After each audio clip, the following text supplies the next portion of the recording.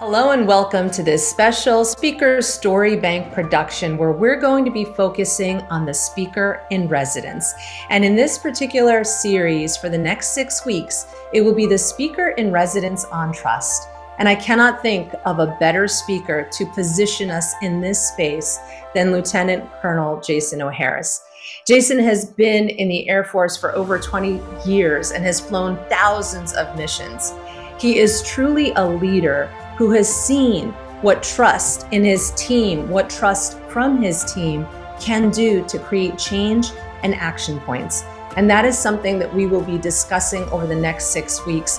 What is part of his program? Because he is a speaker who could come in as a speaker in residence to take that keynote where he inspires you from the stage and deliver deep, sustainable content that will make true impact and change happen in your organization. Whether you are a meeting planner or someone that's bringing in a speaker for an event to create an opportunity within your organization, or you're an agent, please join us for the next 6 weeks as Jason, and you will see now as we begin this conversation how he could make true impact in your organization. Jason, welcome. Thank you so much, Mirzana. It's a really honor and a pleasure to be here chatting with you and just talking through what we've been talking about for so long, this whole speaker in residence program. Yeah, absolutely. And, when we started speaking about this last fall, you really were the first speaker that I thought, man, you could really model this for people. You were already doing it. And where I want to begin for anyone listening is really to say that the speaker in residence idea is it's not consulting. It's building that impact right from the start. It's creating that value immediately. Can you share a little bit about how you see that unfolding and how you've already seen it unfold with some of your clients? Yeah, the reality, Mirjana, is that oftentimes I explain to clients and potential clients that the keynote, that's really just the entree. That is the entry point, because in that 15, 30, 45, 60-minute keynote, we can only give so much information. And it's really just opening that door and whetting the appetite of the audience for wanting more. And so once I come in and give that keynote, I typically have clients, they ask me about what can we do to continue to drive this message home? What can we do to add more impact to the message? And what can we do to create transformation after the keynote? And so the idea of the speaker in residence, it's this idea that we go beyond the keynote. It's going beyond the keynote in a way that we can actually create transformational change through virtual conversations, through fireside chats, and we can curate this program in any kind of way that the client needs and desires so that they can get transformational change within their organizations. Yeah, absolutely. One of the things I love about your program and, trust, right? I'm just going to read these 3 things. It's like, if your team trust in their own ability to do the job well, trust in the importance of their role, trust in their team to work together, and trust in their leaders to empower, guide, and trust them in return. I mean, trust is so built into the very fiber of the work that you have done in the Air Force. And even from conversations we've had of you just living life, there are threads of all of it. Can you share sort of the passion that you have for this based on, again, true experience, living it, breathing it, teaching it, owning it? Yeah, the foundation of trust is so critical in the business of flying airplanes, in the business of being in the military. But what I've learned is that, of course, trust is important and imperative in all aspects of our lives. And a lot of times what happens is people, they show up and they say, just trust me. And the reality is that we don't get to trust instantaneously. Getting to trust takes it takes a conversation. It takes connecting with people. Then that drives us from that initial connection, the conversations, to a level of commitment. That then drives us towards accountability that then leads to trust. And what I've learned is that from my personal relationships with my spouse, with my daughter, with the people that I work with the organizations that I've been in, with high performance teams in the military, these fundamentals of trust are absolutely critical and essential. And so when you begin to think about it, not just in the workplace, but in all facets of life, it changes your perspective on how we view trust. And there's data and stats that show what an organization can be and what an organization that is a high trust organization, what it looks like, and the positive impact on the organization and the positive impact on the individuals in that organization. So trust is a very critical piece to having those high performance teams and having a high trust organization, of course. What have you seen in your work where organizations, why is it so difficult for them sort of to build the trust factor in? It's not that people don't want to build in trust. I think sometimes we just don't understand how to do it. Sometimes we don't understand the simplicity of creating these moments. An organization is built up of multiple individuals that creates this organization. And sometimes we find it challenging on how do we communicate with each other. Sometimes we find it challenging because the organizational culture is not one that's built on psychological safety, which is foundational to creating trust. And sometimes we find that in organizations, people are still stuck in a still stuck in a mindset of being a boss. Do as I say, not as I do, just shut up and color. And they're creating this compliance environment. And that compliance environment really does not breed trust. It doesn't breed psychological safety, and it doesn't create this environment that welcomes us to connect, that welcomes us to create commitment, accountability that then leads to trust. It's not until we begin to actually peel back the layers and understand that to create this environment, we need to create psychological safety. We need to create a commitment environment. We need to create this space where people feel comfortable not being coddled, but being held accountable. And we hold each other accountable. And that's where we start getting into this idea of really creating trust within an organization. So, Jason, I'd love to talk about what we're going to be doing for the next 6 weeks because you have the cargo program. And there are a lot of great elements to that you've already been sharing with a lot of clients, a lot of deep dive work. But for anyone that will be joining us in these next few weeks here, we want to make sure that we give them that value as well, that they're going to learn some lessons for their own industry. And we'll probably share some stories from the speaking industry in terms of where trust can be elevated even for our industry. So can you share a little bit about what we'll be learning in the next few weeks? Yeah, so thank you so much. The cargo program, it's all about elevating your leadership skills as an individual, as well as elevating those leadership skills as a team member and a person who's leading a team of individuals. And cargo, it's about your people. They are your most precious cargo. And what can you do to take care of your people as well as yourself? And so that acronym cargo C is for creativity. How do you create the space for creativity? A lot of times in organizations, we're looking for innovation, and we don't get innovation until we open up that space and opportunity for creativity. But then also on the individual side, with regards to creativity, what we find is oftentimes we're grinding so much. We're always so much in the grind that we forget to slow down and take time and actually carve out time on our calendars for creativity. That becomes very important. And then the A is access to the tools and resources. Oftentimes people, they kind of back up and they're like, wait a minute, you're going to cost me more money. No, sometimes there are tools and resources that are right in front of us that we just aren't aware of. Recently, one of my clients in the construction industry, and we brought a small group together as we were going through the cargo training virtually. And what we learned was that one person had a question, asked someone in another part of the organization, and they realized that this whole wealth of resources and tools were available that they just were not aware of. So it becomes important to understand what tools and resources people need, and then how do we provide them access.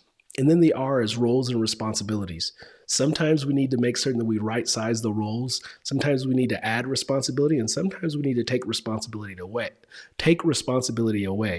And that becomes important as a leader. How do we figure out what the appropriate role or responsibility beyond the job description so that we can properly position people for success? And then the G, goals and opportunities. At the end of the day, we have to figure out how do we understand and appreciate what the goals are for our people on our teams. And then how do we share with them what our goals are for them, the goals and the outcomes, and then allow them to share them with us. And when we do that, we now are working together towards the common objective, towards the common goals that are beneficial for everyone involved. And then the O is opportunities to succeed, opportunities to celebrate those small wins and successes along the way. Oftentimes we've heard it said, how do you eat an elephant one bite at a time? How do you climb a mountain one rock at a time? But as we're eating that elephant, as we're climbing that mountain, we have to find those moments to celebrate the small wins along the way. We have to find those moments to celebrate those wins that we get, because that allows us to continue to push, to give us energy to keep going along the path. And when we put all that together, we create this space to create the right cargo so that we could take care of our people and take care of ourselves on this journey of life and leadership. Hello there, my friend. I'm Lieutenant Colonel Jason Harris. For you all, what's getting in the way of success?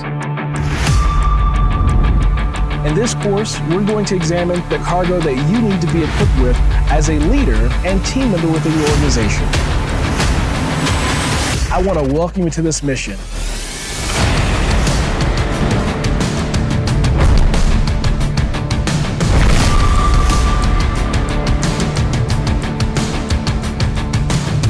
As you can see, there are many ways that we can create both the opportunity and the space for creativity to address challenges within our organizations. What kind of difference could you make, or could that make, to your own productivity at your job to get the access to what you need? Are you allowing and empowering your team members to take on the roles and responsibilities that you have defined for them? And using clear objectives and defined goals are strategies you can use to increase the success of your company or advance your career. So what this means is that in organizations, we need to make sure that we've given people the opportunity to succeed. And you are now part of my crew preparing for this mission to ensure that we get the right cargo to our people.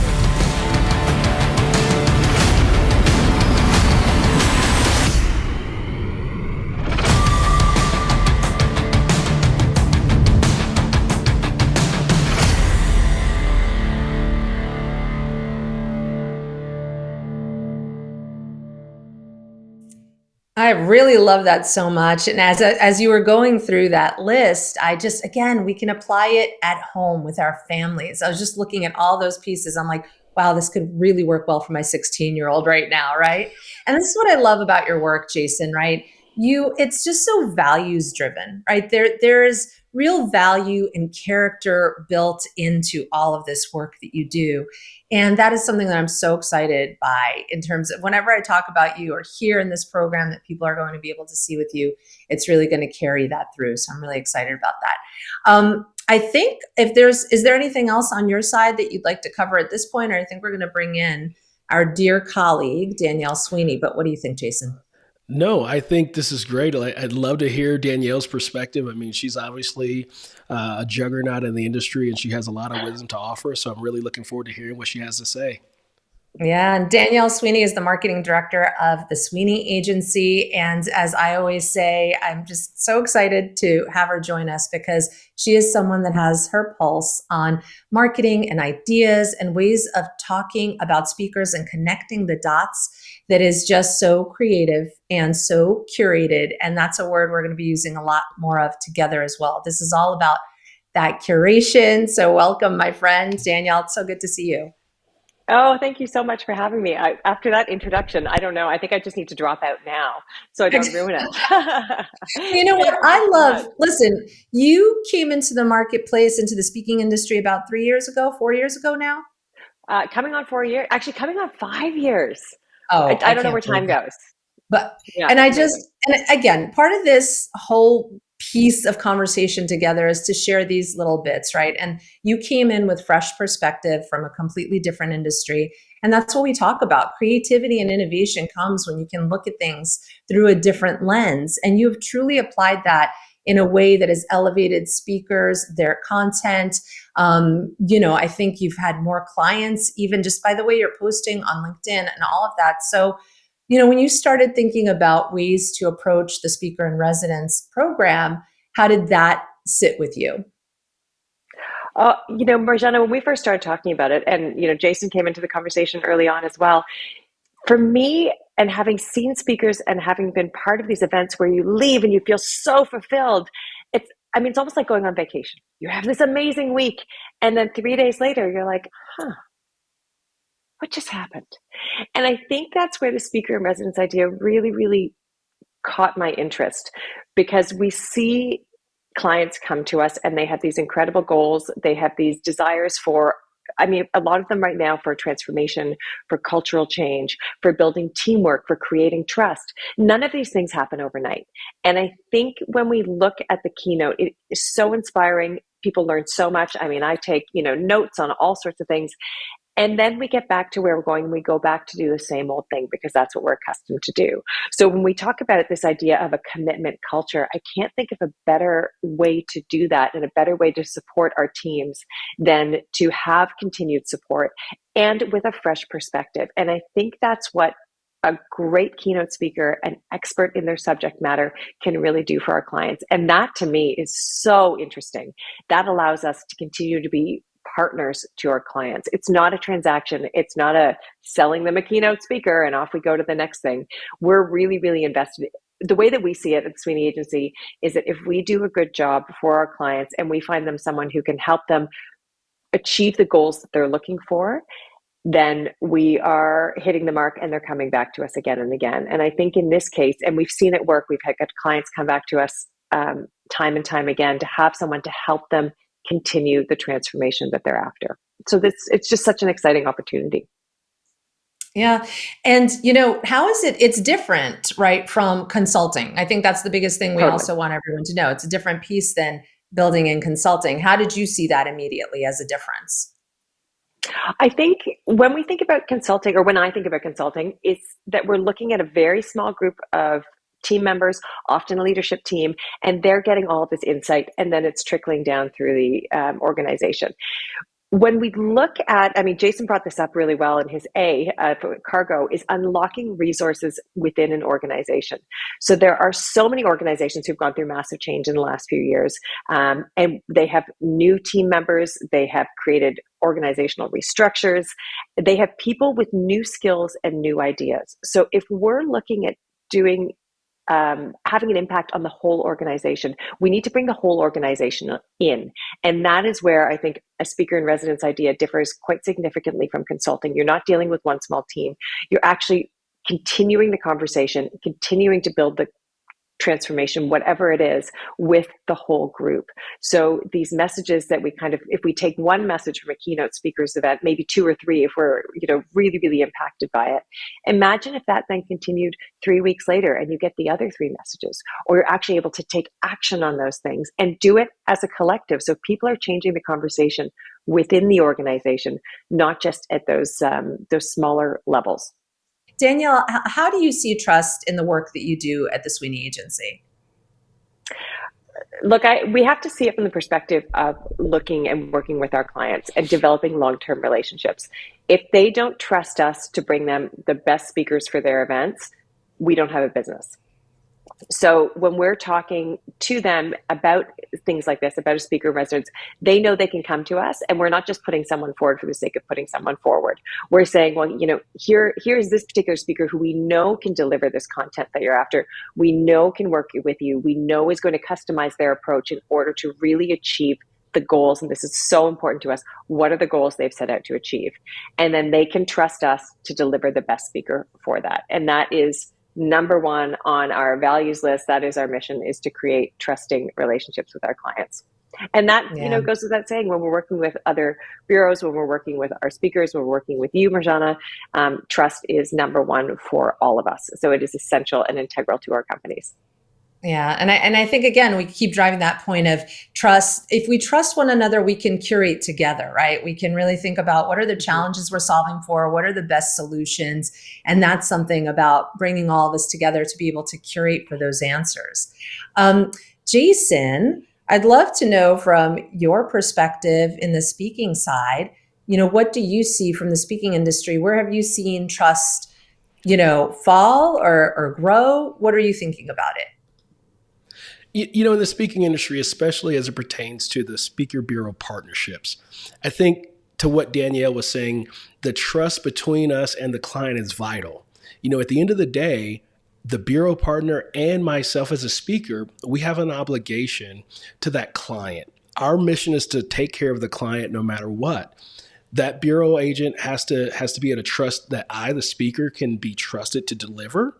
And then that client, they're trusting that bureau agent to bring a speaker that is going to deliver. So that you can see there's a lot of trust that has to happen. And then on the speaker side, for me, I look at my relationships and my partnerships with bureau agents and bureaus as a whole, that's very much a trusting relationship. If I don't have the ability to trust them and they don't have the ability to trust me, then we're never going to have the opportunity to work together. And so this becomes really, really important for us to understand what that relationship is built upon. You know, what I've seen is a lot of young speakers, they come into the business and they think that, oh, I'm just going to go and get on a bureau's website and I'm magically going to become this amazing speaker and I'm going to be pitched to everybody.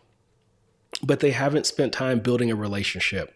They haven't spent time having a conversation with the agents and understanding what they need, understanding how they service their client. And that relationship is important. You know, I've done work with the Sweeney Agency, and it's been amazing because not only have we had conversation, not only have we gotten to know each other, but we've gotten to trust each other. We've gotten to trust each other to be able to deliver before, during, and after the event, to the tune of even the Sweeney Agency recent event. You know, after the event, there was a testimonial from the client, and they immediately put on their LinkedIn page this testimonial showcasing what we were able to deliver for that client. That takes a lot of trust. And so it's important that people understand that this is a relationship that then leads to a level of trust between everyone involved in this transaction, as well as the transformation that's potential with a client and their people. Yeah, that sounds great. And, you know, Danielle, you know, in terms of the speaker in residence, how do you look for speakers for that? You know, do you already know the ones that you think you would select for different pieces of it? We certainly know Jason on trust is, you know, a preeminent voice there. How are you thinking about it long term? It really depends. We really want to do a deep dive with the client to find out what their goals and objectives are. That is number one. If their goal and objective is just to keep people motivated, we've got great speakers who can continue to do that. But we really want to understand what they're after and how they want to present that. Some speakers are fantastic at off the cuff, fireside chats, interactive events, and some speakers are not. They're happier to deliver content. So we really work with our clients in order to figure out what they're after. In one particular instance, this company is going through a lot of transformation. They had a lot of new team members, and they really wanted to deliver the message of their values and how to create that understanding of the culture within the new people coming in. I think they'd taken on 4 new companies. And so the speaker that we worked with was able to really deliver that message of how to reintegrate from, you know, some really simple things that we take for granted that maybe are part of the company culture, but haven't been part of the cultures of these other organizations that are coming in under the umbrella. So over the course of 3 months, we had 12 different virtual videos, fireside chats, all interactive, and the client was absolutely thrilled, and it made a huge difference. So when we're looking at the speaker in residence, I mean, we're looking at trust. It doesn't come overnight. So who better than someone like Jason, who has done that on a number of different teams across a number of different places, the military being just one of them, in order to continue to do that. So the speaker does have to have a lot of content, a lot of depth, and a lot of focus. And that requires a lot of trust. So we have to trust them implicitly in order to deliver. And again, we just don't send people out and go, off you go, sort it out. You know, we work really closely with the client. And I think that's the real opportunity here for bureaus, is for the bureaus to develop a deeper understanding of what their client is after and to work with them over time in order to deliver the best content that really hits the mark. And that is an opportunity for us. I mean, if we don't think it is, I think we're kind of closing our eyes to it. Yeah. And Jason, because you have done the deeper speaker in residence already to some degree, how do you blend, you know, fireside chat with just virtual coaching? How do you sort of, you know, break it out? You know, I really work with the client to find out what they really need and what they really want. And then we curate a specific program that's tailored to their desires. For example, I have one client and they said, look, we're going to bring you in. We want to bring you in for 3 sessions. I says, fantastic. I says, what do you need? I says, I can give you a keynote. I can give you the cargo course. I can give you the 7 skill sets course, or I can make a combination, or we can have a fireside chat. And what we settled upon was I would deliver an abbreviated keynote, so basically a 15-minute keynote, followed by a 30-minute fireside chat for us to get to know each other, find out what some of the issues and challenges are. And then on that next session, we would go in and do the 7 skill sets. And then the last session, we would do a high-level cargo course. And then I'm able to throw in the training program that's online as well. And so again, we really have to have that conversation with the client that we can curate specifically what they need and want, not just throw something at them just because that's already in the mix, if you would. Yeah. So that's great. So that particular one was 3 or 4 sessions built into it, right? It's that first keynote and then 2 more sessions following. And I think that's important for people to know. It could be a year-long speaker in residence, or it could be something smaller. And again, the idea of the speaker in residence just comes from, you've probably heard of these artists in residence that companies will hire to curate their wall art. So in the speaking industry, we are looking to find unique ways to curate content by speakers who deliver deep. And I think, well, for both of you, Danielle and Jason, here to close together, I'm really grateful that, we started having these conversations last fall, and that, we are here to help model it for the industry and really showcase it. Anything else you want to add to that for the next few weeks coming up? Jason, you?